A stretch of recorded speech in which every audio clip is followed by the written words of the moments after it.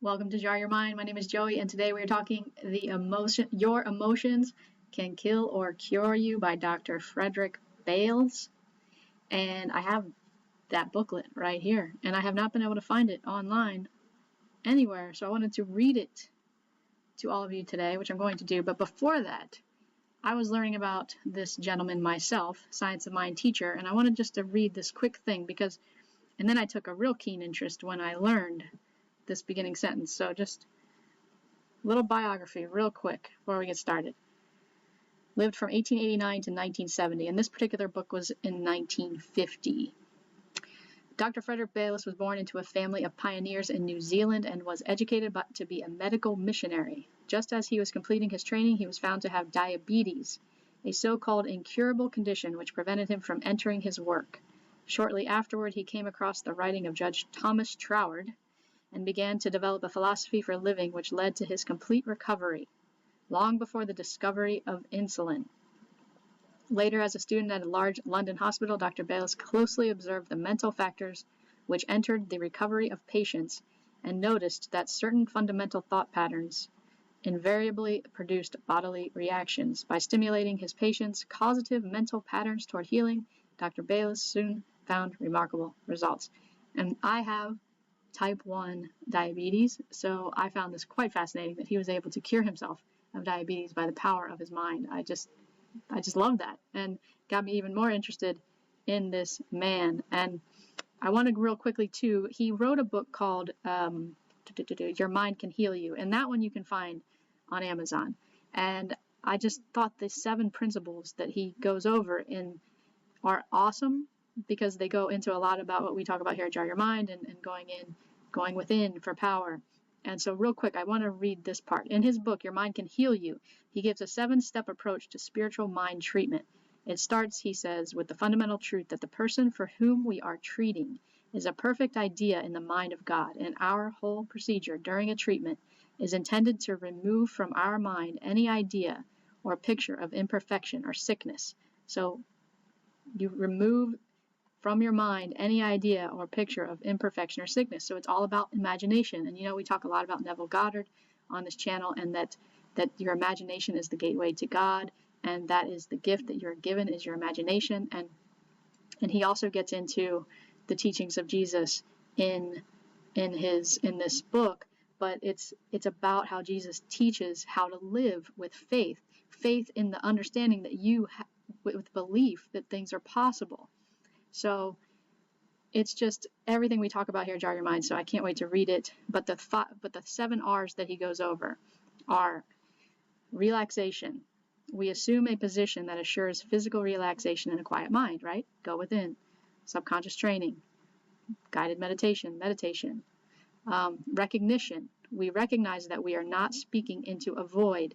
We are surrounded by the creative mind of the universe, which receives our thought, embodied in our words, and sets to work to carry out into material form.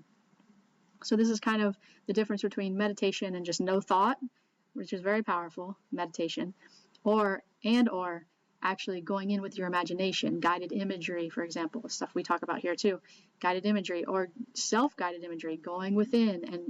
And so what we talk about here is conscious, subconscious, and superconscious. The subconscious mind you can access, and that can lead to to bringing in the superconscious, which is intuition and your higher self, and God within you.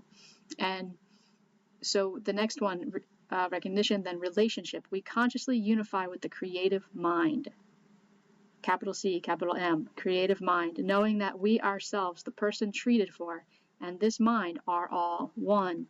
There can never be any separation between them. Reasoning. To arrive at this inner certainty, aka faith, we have to dissolve all doubts. We go through a process of reasoning to arrive at this certainty. And in my estimation, this reasoning can be established when you decide to go within and you see that light, you feel that light within you, and you will feel it. It is there. And that will lead to your reasoning. And so next is realization. Once we have arrived at the point where we realize the inner perfection of the one being treated for, we shall know it, because we shall have arrived at a place of quiet, calm assurance. I love that. And then release. We are not responsible for the outcome of the treatment. So Neville Goddard talks about live in the end, right? We don't have to live in the middle of knowing how things are going to happen. We just have to what? Believe and live in the end, live in the state of the wish fulfilled. We are not responsible for the outcome of the treatment. Our only responsibility is to build a clear picture in our mind, imagination, of the perfection of ourselves and the one being treated for, and to remove all doubts about that perfection. Remove all doubts, faith, believe. We now release this picture to the creative mind. And then rejoice is the last one. We give thanks for the success of our treatment, not to influence how mind works, but to confirm our belief that the entire situation is resolved in exactly the right and ideal way. We don't have to figure it out. We just give thanks for it already being done. We live in the end. We live in the state of it already being fulfilled. And that is much in terms of our health and our physical well-being, but it goes for everything. So without further ado, I am going to read the booklet and enjoy it. And thank you for being here, and enjoy the read. Your Emotions Can Kill or Cure by Dr. Frederick Bailes. Scientific understanding of illness has changed tremendously within the past half-century. Two fallacies have been discarded. On the one hand, man has come to see that sickness is not something laid upon him by a divine disciplinarian in punishment for sin, or in order to strengthen his character. On the other hand, medical science has come to see that many of man's illnesses originate in the emotions, and that man's body and his thought are a unit, one and indivisible. It is daily becoming clearer that man is more than an aggregate of separate organs, one of which can be treated by a heart specialist and another by a stomach specialist without reference to the whole man. This is perhaps more evident in relation to the skin, for the skin specialist in particular is finding an extremely close connection between locked-up personalities and skin eruptions. The trend today is toward treating the organism as a whole instead of its separate parts. Clinical evidence of link between emotions and health. 25 years ago, it was noticed that children reared in public institutions seemed to lack the will to live that was possessed by children reared in the family home, and that their death rate was higher. This was brushed aside with the comment that institutions did not give the quality of food and care which the average home did. But now Dr. Renee A. Spitz, one of the nation's leading psychiatrists, has brought proof of the need for love in the emotional life of the child. He told of a certain foundling home in which 91 children were given the best hygienic and nutritional care, but no affection. Within 2 years, 37% of them had died of various diseases. On the contrary, Dr. Spitz pointed out that in another foundling home, where the physicians, nurses, and visitors were instructed to play with the babies, the children remained practically free of disease. Love and affection seemed to provide a defensive force against invading bacteria. Of course, it is also quite evident that the child in the ordinary home becomes ill, even when receiving affection from the parents. But this affection is often accompanied by a negative mental states in the parents, such as fear, anxiety, and over-solicitude or smother love. Dr. Robinson of Johns Hopkins Hospital studied 50 ulcer patients and found that only 6 had a real physical basis for this stomach condition. The others were due to emotional causes. Dr. Flanders Dunbar tells of studies made of 1,500 admissions to Columbia Presbyterian Medical Center, New York, each with a physical illness correctly diagnosed by a competent physician. Of these, it was found that in 600 physically ill persons, the trouble originated in the emotions. 92% of the patients suffering from colitis admitted to Massachusetts General Hospital, Boston, were found to have a long history of continued worry and other emotional strain. When these patients were taught how to rise above worry and anxiety, they show remarkable recovery with little or no medication. It is now being shown that a very high proportion of the various heart disorders are decidedly psychosomatic in origin. This term is used to describe conditions whose origin is in the psyche or mental area of whose manifestation is in the soma, or body. There are some instances of heart injury during an accident, but many physicians are not so sure whether the actual lesion has come from the physical violence or the emotional shock of the accident. In other forms of heart trouble, Dr. Flanders Dunbar has gone so far as to type the cases. Dr. Dunbar says that persons of certain mental and emotional makeup tend to develop particular sorts of heart trouble. According to these findings, the person who develops coronary occlusion is very likely to be the person in the higher earnings brackets. He is a trained or educated person, highly ambitious, conscientious, who is galled by mediocrity, who forces his way toward the top through sheer merit, who has a highly developed sense of responsibility for the support of those dependent upon him, and who drives himself in order to provide it.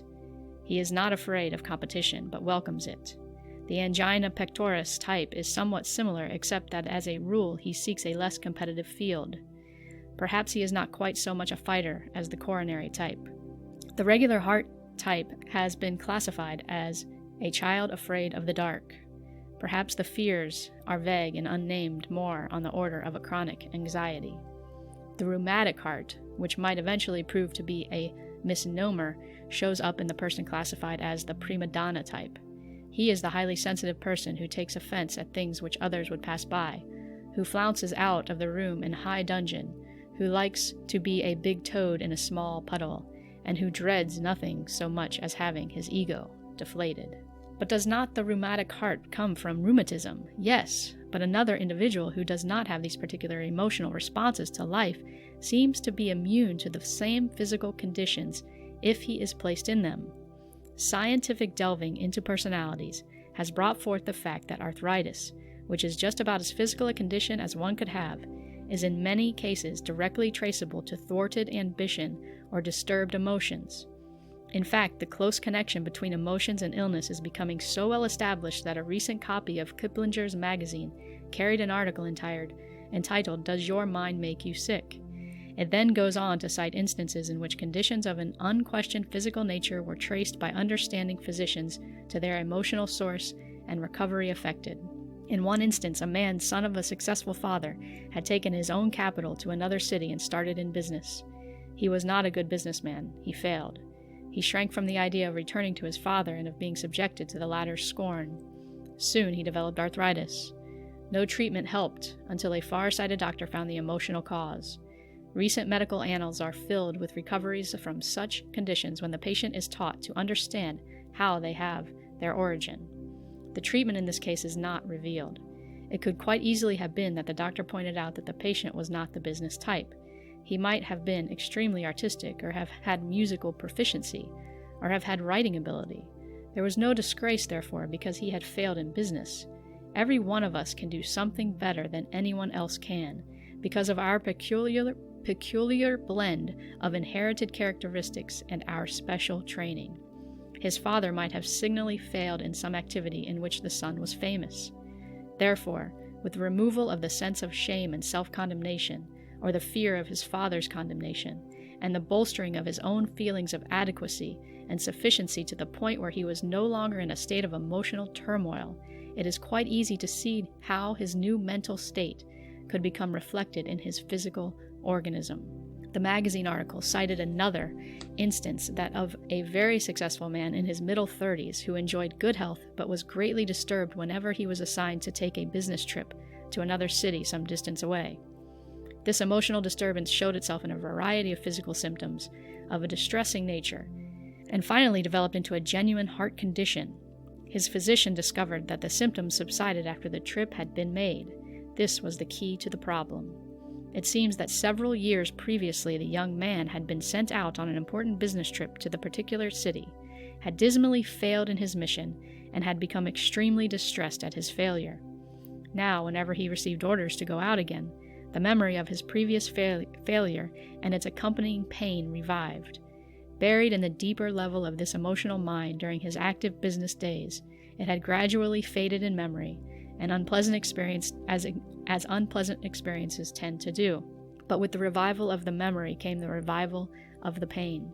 Because he was too conscientious a worker to object to going on the trip, the repressed emotion had to find outlet somewhere. So it chose some organ of his body through which to express. Life must express, and particularly the emotional side of life. Civilized man, inhibiting his emotions, build up a head of steam that has to blow through a safety valve. Since man is not exceptionally well equipped with safety valves, the internal pressure finds some organ through which it can blow off. The result, an illness which is physical in expression but emotional in origin. Fortunately, this young man received understanding assistance, and recovery followed. All of us pass through extremely painful emotional experiences at some time during our lives. Dr. Flanders Dunbar calls them delayed minds, which sooner or later explode in illness. A person sometimes feels hopeless because he knows that memory is real and that one cannot forget experiences through which he has passed. But one does not have to forget the experience. He only has to learn how to disassociate the pain or the shame from the experience and to reassociate some more pleasant reaction. The emotionally adult attitude. The loss of a good job is something final. Not much can be done about it except remember it. But one can search diligently until he finds something that makes that apparent loss bearable. When one realizes that loss is constant in the universe, that separation and reunion are basic in the physical chemistry of the planet, and that every tearing apart is for the purpose of reunion on a different, usually a higher level, he ceases to bemoan his loss. He takes a constructive view, trying to build the conviction that there is a new union on a higher level for which the separation was necessary. In a short booklet, it is not possible to go into this at length, but we are hinting at the constructive way of facing what we erroneously call loss. The loss of a loved one also is final, yet each one of us is a complete unit in himself or herself. Some of us never find it out until the death has separated us from a loved one. Knowing the transitory nature of anything physical, the wise person never places his happiness in earthly person, place, or thing. He enjoys it to the full, but always retains the sense of his own completeness. The fullest happiness comes from the complete unit voluntarily joining himself with another complete unit, as every cell of the body unites with its adjoining complete cell, each adding to the fulfillment of the other. Thus, one cell may be destroyed without killing the body.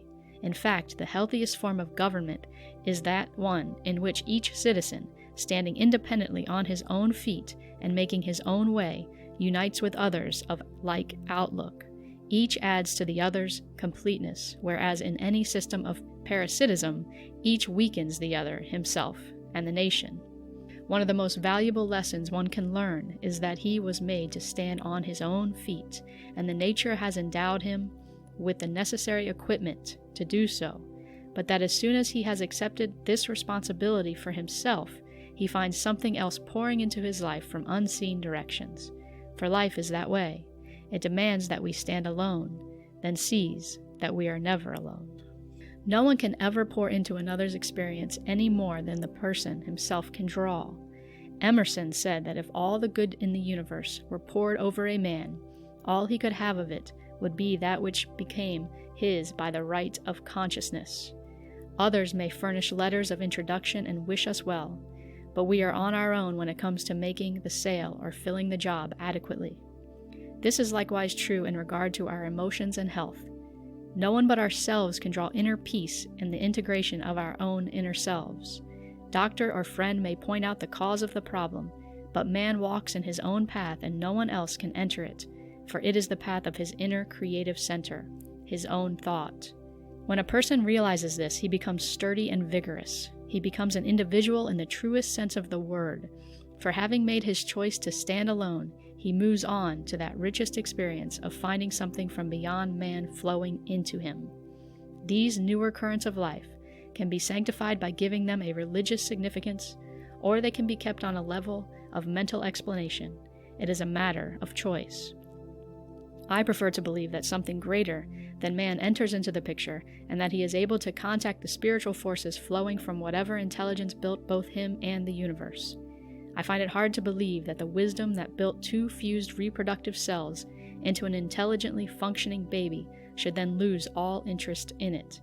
But I also find it unreasonable to believe that this intelligence will continue to treat him as a fetus.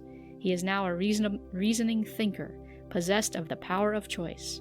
Therefore, he is evidently intended to use that intelligence to choose which way he will go in life. He must assume the responsibility of an adult and be willing to stand in the power of his own thought. This emotionally adult attitude is the key to his restoration.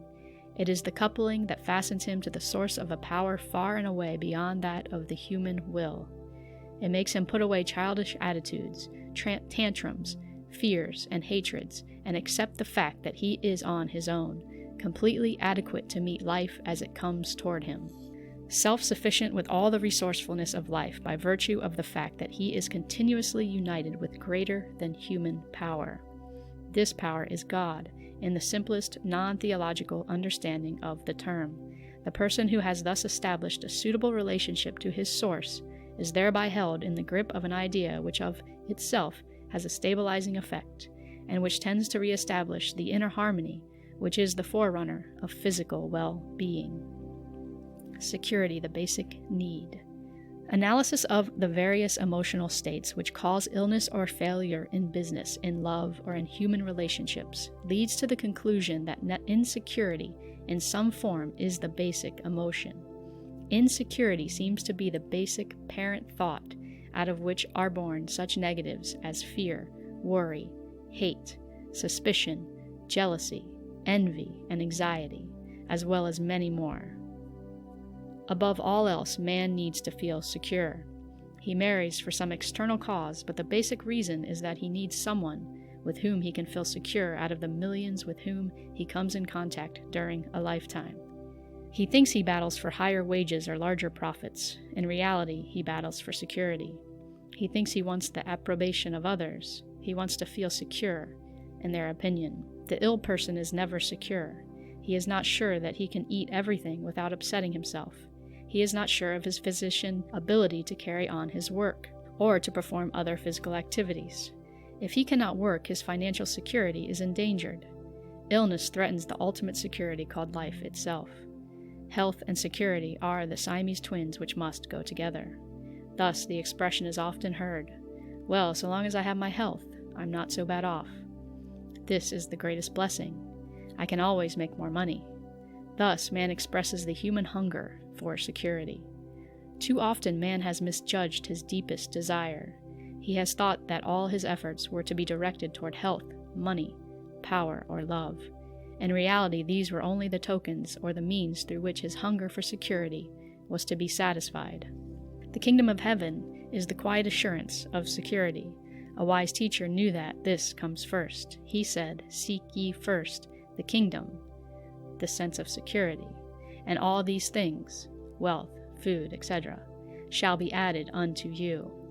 Security is the root of which these are the fruit. Jesus was not so much a religionist as he was a keen observer of life and its hidden sources. He constantly expounded principles which lie beneath actions. He taught men to go beneath the surface of things to the hidden roots from which things come.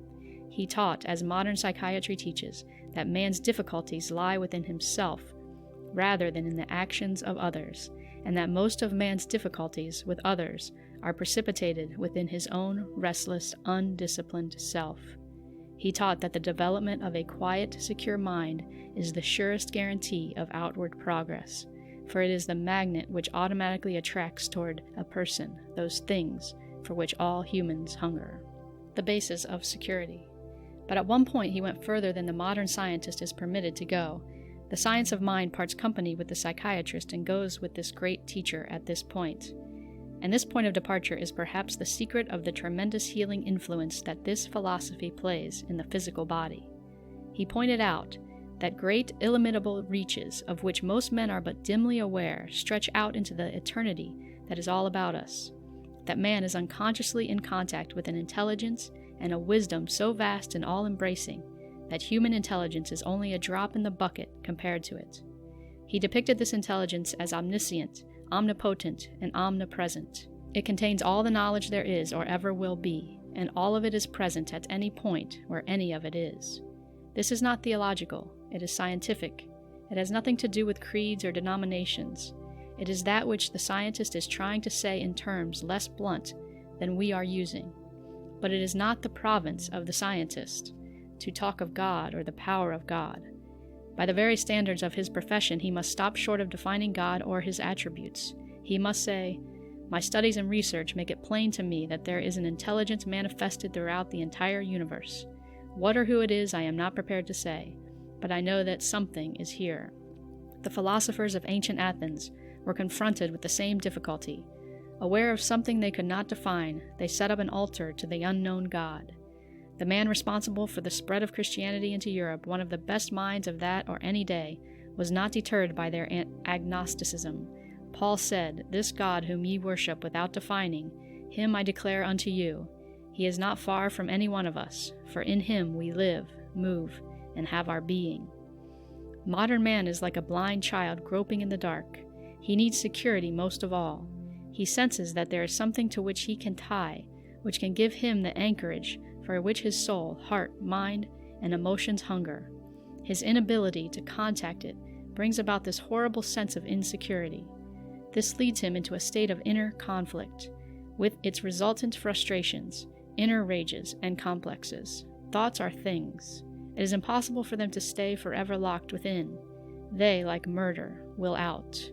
Sweeping in brain waves throughout his entire body in wave after wave, eventually they reproduce themselves in their distinctive patterns.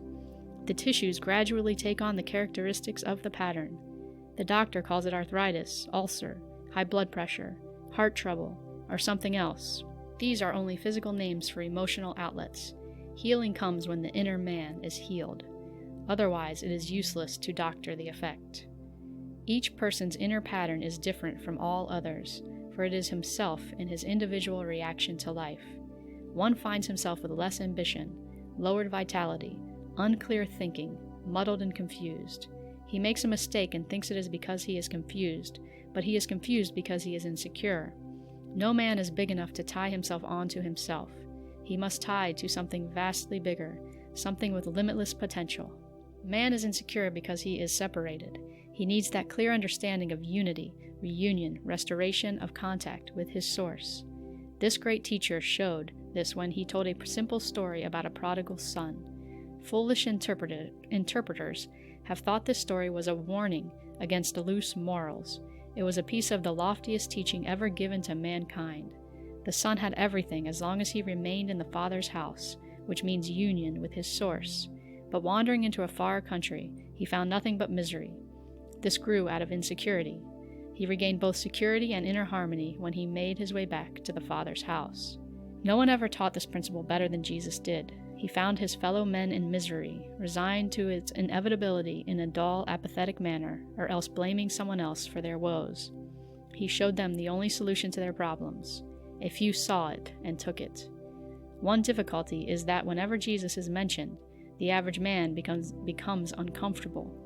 The name has another worldly, holy connotation, because he is usually associated in our minds with a cross, a creed, ritual, dogma, and sanctimoniousness. Jesus was first and foremost a practical man.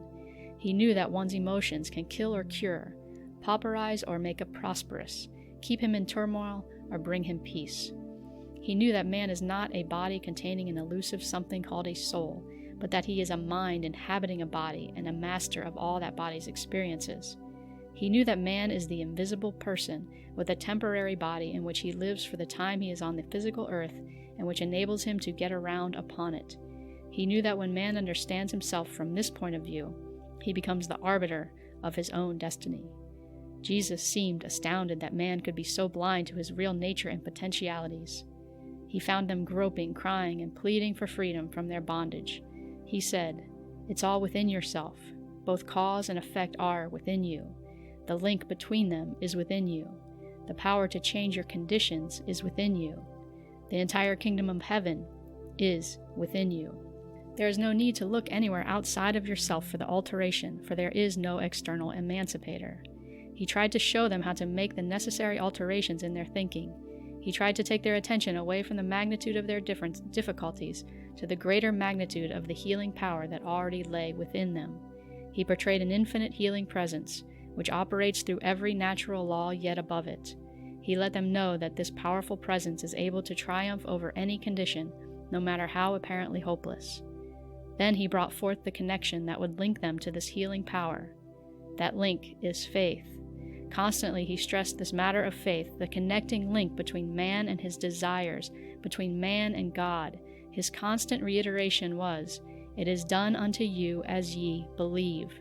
Your faith will save you. Here is irresistible power, and over there is your great need. Can you believe that this power can flow through that serious situation and heal it? If you can, you will be healed. If you believe not, ye shall die in your sin." Blindness. The way into security. Jesus taught little of the life beyond. In fact, his teaching upon this subject is not too clear. But with the utmost clarity, he pointed out the way into heaven while on earth. He did not try to set up a theological system nor to hold people to a creed. He taught life and how to live it. He knew that man continues after death very much the same as he is here. Those who have a hunger for spiritual knowledge will continue to grow and expand in that knowledge. Those who have attained a certain amount of mastery of mental law here will be more at home in the extended phase of living in which mental law is the only law. He knew that the afterlife is continuous, with the present the only difference being that it is lived on a non-physical plane. The spiritual view of life enables man to live here as he will live there, seeing spiritual things as the true reality and the earthly things as their shadows. A person living from this vantage point needs no prohibitions, for within himself he will sense that which is contrary to the universe and will govern himself accordingly. The person who lives primarily in the body, or from the material point of view, thinks wickedness consists in actions. Jesus taught that it lies in the thought. The ancient Hebraic teaching consisted chiefly in thou shalt nots, for their laws were laid down while they were an undisciplined aggregation of newly released slaves wandering the wilderness after their release from soul-deadening Egyptian bondage. It is not easy to teach such a handicapped people the deeper principles. That would come later in their history. At the moment, it was sufficient to warn them that if any of them were caught violating thou shalt nots, punishment would follow. Jesus taught that sin lies in the thought. He said, "You have been taught of olden times, thou shalt not commit adultery. But I say that whosoever looketh upon a woman to lust after her hath already committed adultery with her in his heart. And ye have heard of olden times, thou shalt not kill. But I say that whosoever hateth his brother is a murderer." Thus he pointed the way to the true place of causation, within the thought. Many persons refrain from the overt act, but are making themselves ill by the quality of their inner thought. Thus, Swedenborg stated a scientific as well as psychiatric thought when he said, "The angels read man's autobiography in his structure." The word sin means a state of dim vision, which causes a man to miss the implications of his actions. Jesus showed that the sin of the inner blindness, rather than the outer act. Failure is not in the act, but in the thought. A man's inner self goes broke long before his business does. One's moral fiber weakens with him long before the world sees it in his actions. Illness starts long before a physician can diagnose it from the physical signs and symptoms. So, in setting our emotions on the side of healing, it might not be so old-fashioned to take the way that this great teacher outlined. Instead of "thou shalt not kill," he stated positively, "Thou shalt love thy neighbor as thyself." Instead of saying "an eye for an eye," he said, "Love thine enemies and bless them that persecute you." His was a positive philosophy of life, based upon the fact that as one enters the kingdom, he leaves the old laws of the world of tooth and claw behind, and finds himself operating in the spiritual law, which is more potent than natural law, and which sometimes seems to be diametrically opposed to it. The man who is reluctant to let go of the old natural law of hurting those who hurt us binds himself thereby to the earthly. Therefore the earth laws of health become his master. He who moves to the new level frees himself from the laws that lay others aside ill. These do not have the same power over him as over them. Thus we find a far lesser percent of illness among those who understand this philosophy of life. In practice, loving thy neighbor works like this. When someone appears to be the enemy, we move toward the center of life into the quiet place which exists within every one of us, detaching ourselves as far as possible from their hostility, so that there is not the urge to return tit for tat. We try to understand why they hold hostility towards us, or why they are trying to undermine us. Most of our quarrels with others arise because we think they are wrong. On the other hand, they think we are wrong. Yet in every person is an urge to do the right thing. Some may have been taught from childhood that the smart thing to do is to take advantage of others, consoling ourselves with the idea that it is their business to look out for themselves, and believing that if others had the chance, they would take advantage of us. These persons think this is the right way to live, for they regard the world as a dog-eat-dog sort of place. The understanding person sees their point of view, and while taking every possible step to keep from being imposed upon, nevertheless remains free from censoriousness. Each nation is always trying to do the best it can for itself. Each class in society, each group, each individual is always trying to do the best. Because of partial blindness, a person or a group does not always see the end result of that which it sets in motion. This is not necessarily badness, it is ignorance. His action might result in hurt to us, but if we descend to his level, and try to get even, we have merely added fuel to the fire of ignorance. At his death, Jesus did not berate his murderers nor hate them. He did not say they were bad. He merely said, "They know not what they do." This is not nearly so impractical a system as some would think who have followed the old law of getting even. The person who does this eventually comes to radiate an atmosphere which in some mysterious way draws what he wants instead of what he doesn't want. Life becomes quieter. The principle of harmony thus set up at a man's center begins to draw the more harmonious elements into his environment. His body, even his business, comes to show this same characteristic in various unexpected forms. A law of the universe demands that if one brings sorrow into the life of another, sometime, somewhere, someone will bring sorrow into that one's life.